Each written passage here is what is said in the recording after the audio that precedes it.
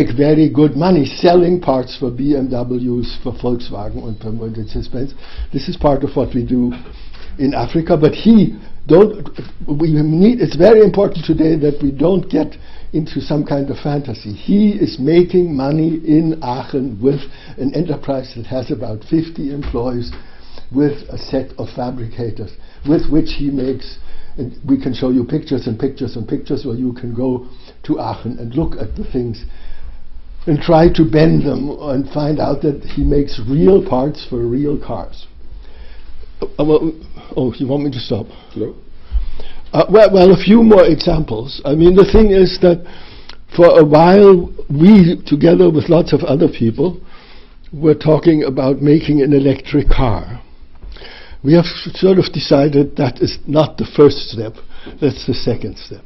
The first step is to develop fabricating shops into a franchise. And at this point, a franchise is being built up in Stuttgart, and one is being built up in Göttingen, and there may be one in Wuppertal, and any number of German cities in which usually almost nothing happens are now moving in the direction of setting up fabricator franchise shops.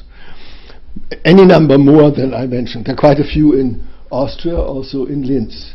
But we have actually moved in a slightly different direction that is more ambitious, and to my mind makes much more sense than making one more electric car that is almost as fast as a Porsche for the people who can afford a Porsche, which is, of course, of what's being done in California. What we are working on in Detroit, and there are some connections to the transition team of Obama, and we can certainly talk about what Obama is up to and what he is not up to, is the idea to introduce into the center of Detroit, and at the moment I'm in charge of the economic development of the center of Detroit. I even have a title that goes with that, unlikely as that seems. But we are introducing a different concept of mobility. And lots of people use that term, but what it means is we make lots and lots of small, simple cars, very small, but cars that can take many, many different shapes, so that you can have a car that delivers bakery, you have a car that delivers sick people to the hospital, you can have a car that delivers flowers, you can have a car that has a barber shop in it, you can even have a car into which you can put a wheelchair. Now the idea is to have inside of the center of Detroit only these small cars, like your pedestrian zones, where you have no big cars. So inside the center of Detroit we will only have these small little cars. And here's the most important point.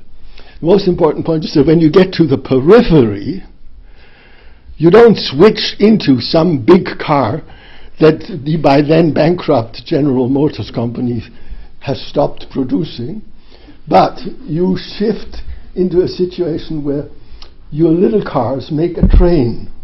They link up with each other. And if you want to go from Detroit to Lansing or to Chicago, you make a little train, and the train is powered from beneath, which solves the problem of how do you have batteries that are strong enough, which has been the bugaboo of electric cars for a long time. So you have enough battery power to run around inside Detroit, but if you want to get outside, then you hook up with other people, and you can read and write and talk to your children or be on the phone or whatever else you want to do, because the car is running on a track like a train, and you have the best of both worlds. You have a car inside Detroit, but then you have a train. I've said too much, so I stop. You have said there's technology available, there are people in need, there are even some convincing examples. How do we get it into a bigger scale? Is there, my question of course would be, who is the change agent? Is it entrepreneurs? Is it government? Is it some what was called Bürgerinitiative in Germany, groups of people who have a social impetus and go for a cause? What is the moving agent? What is the change agent that gets it to run on a bigger scale? Okay, I will take you up on what you're saying. The change agent is a bunch of entrepreneurs. So we can go out tonight and get drunk. The change agents are entrepreneurs in Africa, in Germany, etc., etc. The change agent are, among other things, people who set up enterprises with the fabricator, but also the people who set up enterprises with the ecobond, but also the people who use the ecobond to introduce vertical gardens, or to introduce compost toilets, or to introduce what I call the useful computer. And I'm throwing that out, we can talk about that more. But the change agent are entrepreneurs, so we are like brothers. With this, to provoke you a little, because you say the scale. Well, the scale, my picture of the world is that there are 20% of, and there's now a big exhibition that is called Design for the Other 90%. They go a little bit further. In other words, 10% of the world are spoiled and live in the oasis. And it's wrong to call them rich. I think it's better to call them oasis people and to suggest that they rub their members in very precious oils to make it sound mean. The oasis people and the desert people. And the desert people look like Anthony Quinn, if you have an idea of what Anthony Quinn looks like. He's anything but socially weak. A little bit similar to you, by the way. Well, you're flattering me to get out of a difficult conversation, so don't do that. No, the idea is that when you say scale, a quick answer is 80% of humanity enough? Because that is exactly what's happening, that 80% of humanity will move in that direction, is in the process of moving in that direction, has to move in that direction, sorry. Because if it, is that okay? I mean, if it doesn't, it will starve to death.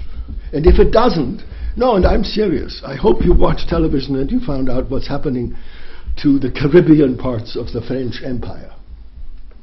Now there has been revolution in Martinique, okay? And I hope you know that Belgium at this point is bankrupt. And maybe you realize that Ireland is also bankrupt. Bankrupt, no? And I'm not saying anything about Germany. Germany will be protected forever, at least as long as you stay asleep as you are at the moment. So the idea is an enormous part of mankind is waking up to the fact that the old system is coming to an end. And that's really what is the decisive thing about Obama. I mean, the question that people ask about Obama in the United States is that all he's going to do? Will he actually also stimulate the old economy just like Merkel does? Or will he really come to grips with the problem which really started what you call the finance crisis? It isn't a finance crisis, it's a crisis of poverty. And what got the whole thing started, and even Der Spiegel admits that. Der Spiegel is a German magazine of not very high quality. And Der Spiegel admits that the whole thing was started by the fact that banks in America were in trouble because so many people couldn't pay their mortgage.